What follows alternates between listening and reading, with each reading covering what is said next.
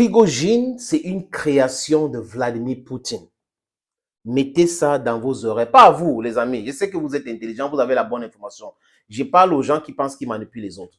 Prigogine, c'est une fabrication de Vladimir Poutine. Il a eu plus de 1 milliard pour créer cette armée privée qu'on appelle Wagner. Construire des choses, ce n'est pas des médias qui ont fait Prigogine, c'est plutôt Prigogine qui a créé des médias. Donc, c'est un homme qui maîtrise la propagande. Et à chaque fois que Prigogine parle, je vous ai dit, regardez les vidéos sur cette plateforme qui parle de Prigogine. À chaque fois que Prigogine parle, c'est Vladimir Poutine. En fait, il envoie le message que l'Occident va entendre. Parce que Prigogine n'est pas connu en Russie. Les médias russes ne parlent jamais de Prigogine. Les Russes ne connaissent même pas Prigogine. Sauf ces Russes-là qui regardent les chaînes étrangères. Mais les Russes ne connaissent pas Prigogine.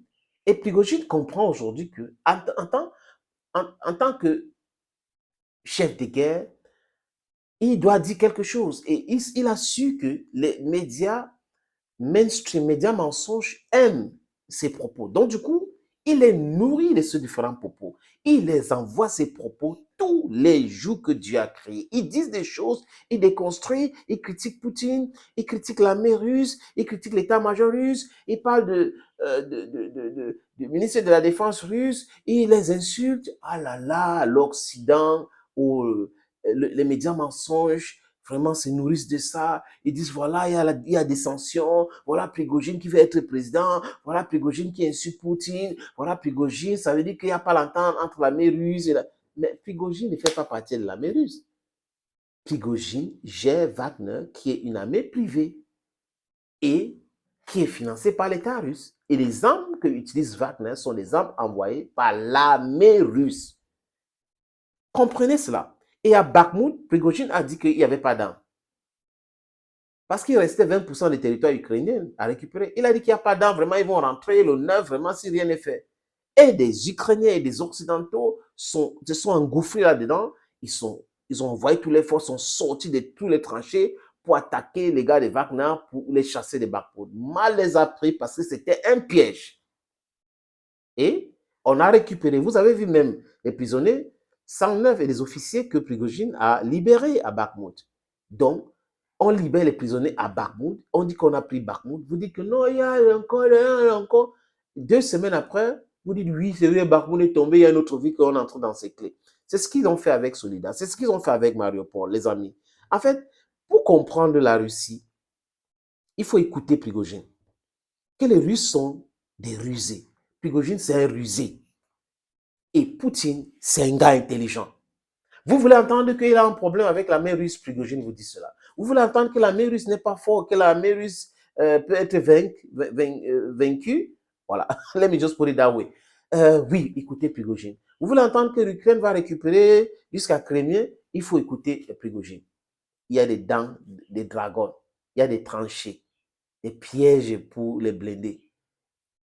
Allez écouter Prigogine. Ils disent tout cela pour que vous utilisez ces éléments-là, envoyez à Kiev, pour que Kiev se dise, ok, c'est faible, maintenant il faut qu'on attaque. Mais Kiev va se fatiguer, vous allez vous épuiser en écoutant Prigogine. Prigogine, c'est un Russe et il est rusé. Et c'est comme ça que les Russes ont décidé de communiquer avec vous, ce que vous voulez entendre. Dans les médias, vous allez entendre les gens, les voix des dissensions, les gens qui vont dire des choses et tout ça. Hein? Et vous allez, oui, là-bas. Mais attends, ça veut dire que quoi? Ils sont en train de montrer la vitalité de leur société. Ça veut dire que tout le monde n'est pas d'accord sur tout. Parce que vous sembleriez dire que tout le monde est d'accord sur tout en Russie. Mais tout le monde n'est pas d'accord. C'est la preuve. Et vous-même, vous faites de la publicité de Prigogine. La publicité de Prigogine. Il est devenu un personnage connu du monde entier aujourd'hui grâce aux médias mainstream mensonges occidentaux. Oui. Ces chaînes occidentales font de la publicité pour Prigogine. That is exactly what they are doing. Prigogine morning, Prigogine afternoon, Prigogine evening.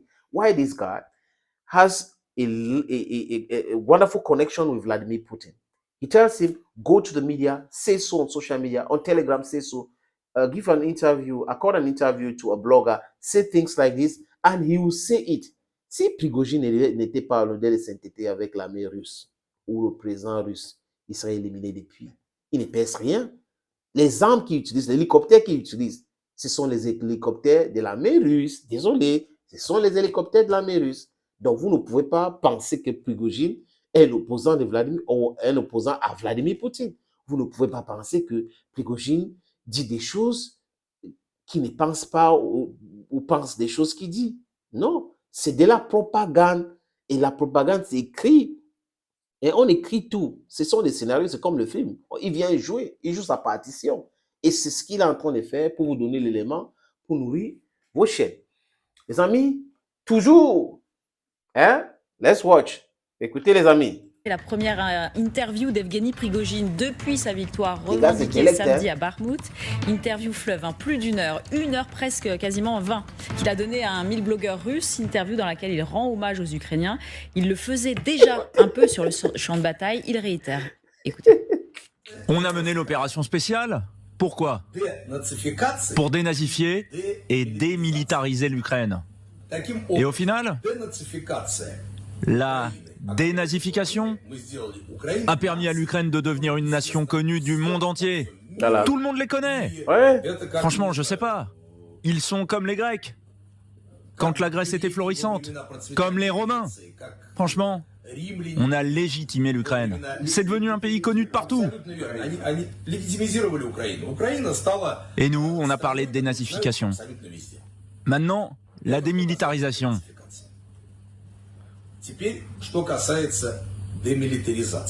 C'est une question douloureuse. Douloureux, oui. Au début de l'opération spéciale, ils avaient... Allez quoi, 500 chars. Ils en ont aujourd'hui 5000.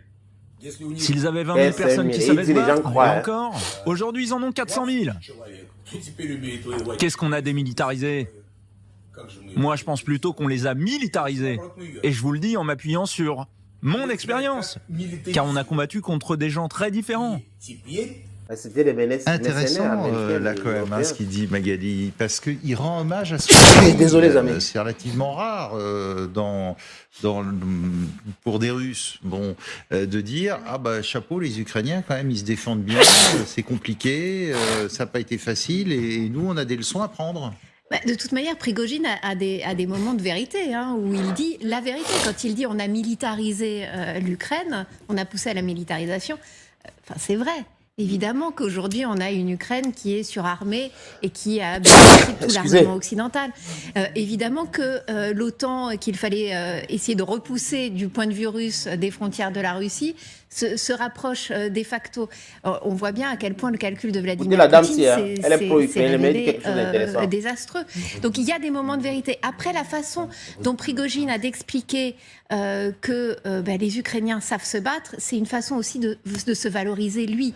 Ouais. Il a eu tellement de mal à prendre cette ville de Bakhmout, qui lui a pris tellement de mois de combats acharnés avec des pertes considérables dans ses rangs. Il faut bien qu'il arrive à le justifier vis-à-vis de l'opinion russe. Donc dire ce sont d'excellents combattants en plus surarmés, c'est une façon de justifier les difficultés qu'il a eues. Alors aujourd'hui, évidemment, il est fort de sa victoire à Bakhmout, donc c'est plus facile aussi d'avoir ce genre de discours, mais c'est une façon quand même, en effet, de se faire valoir. Au Kremlin, on ne parle pas comme ça.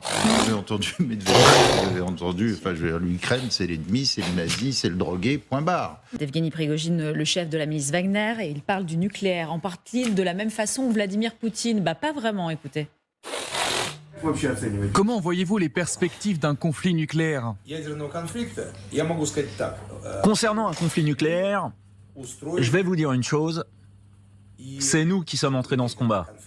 Et qu'est-ce qu'un conflit nucléaire? Disons qu'il y a deux voisins et qu'ils se disputent. Vous vous approchez de votre voisin et vous lui cassez les dents. Ou vous lui cassez sa vaisselle. Je veux dire que tout peut arriver dans ce genre de querelle, non? Mais si votre voisin vous engueule, que vous prenez une hache et que vous la lui enfoncez dans la tête, c'est autre chose. C'est plutôt étrange. Eh bien, une bombe nucléaire, c'est une hache. Et vous n'avez pas besoin de courir après votre voisin avec une hache. Honnêtement, il faut prouver sur le champ de bataille qu'on a raison. Et pas courir avec une hache ou avec une bombe nucléaire. Ça, c'est la première chose. Et ensuite, la bombe nucléaire a un effet boomerang. Donc d'une façon générale, pour être honnête, j'ai toujours soutenu la bombe nucléaire. Mais on aurait dû l'utiliser plus tôt. Rien que ça. Jean-Louis Vichot, bon, alors on a du mal à le suivre, hein, Prigojine, quand même, il part dans tous les sens. Mais ça veut dire quoi, ce qu'il dit? Qu'en fait, il n'est pas si favorable au nucléaire que ça? D'un certain côté, il n'a pas tout à fait tort. Effectivement, le nucléaire, c'est vraiment le marteau-pilon, et vous n'utilisez pas un marteau-pilon pour écrabouiller et pour casser une noisette. Hein. Et on dit que si jamais la Russie décidait de franchir le seuil nucléaire, à ce moment-là, ils lâcheraient toute leur puissance conventionnelle dans un premier temps contre l'armée russe, et que l'armée russe serait balayée. Et on sait que les deux états-majors se parlent, hein, américains et russes. Donc ils ne sont pas fous, hein, non, ils savent de quoi ils parlent. On peut l'espérer. Donc vous avez des tas de gens qui brandissent la menace nucléaire un peu n'importe comment. Pour le moment encore, apparemment, elle est entre les mains de gens qui discutent.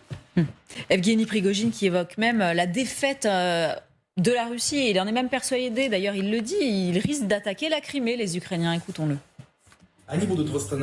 Ils vont essayer de rétablir la frontière de 2014. Et honnêtement, ils peuvent le faire assez facilement.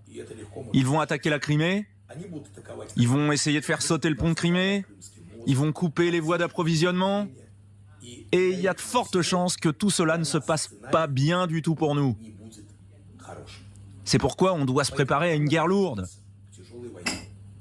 Et se demander ce qu'on doit faire pour ne pas perdre toute la Russie.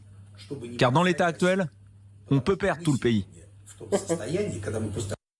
Il met l'accent sur justement les risques là de ce qu'il est en train de se passer de la part des Ukrainiens, de cette menace ukrainienne. Comment vous le comprenez? C'est très intéressant cette interview de Prigojine. Il ne faut pas oublier que Prigojine, c'est une créature de Poutine. Oui. Il y a à peu près $1 milliard qui a été mis dans le système médiatique de Prigojine. Donc, ce n'est pas les médias qui l'ont créé, c'est lui qui crée lui dans les médias. Et ce qu'il dit, il ne dit pas seulement sans autorisation de Poutine. Lui, c'est une vraie porte-parole de Poutine. Et c'est très intéressant maintenant de le surveiller. Et encore maintenant, même quand il traite Vladimir Poutine de grand-père heureux, là, c'est aussi c'était une chose de communication pour avoir la confiance des gens comme nous, que voilà, elle est contre Poutine, etc., etc. Mais à vrai dire, c'est une porte-parole de Poutine. Et chaque fois qu'ils disent quelque chose, ça veut dire que c'est une tentative de nous palpiter un peu pour savoir comment on va réagir à tel ou tel propos.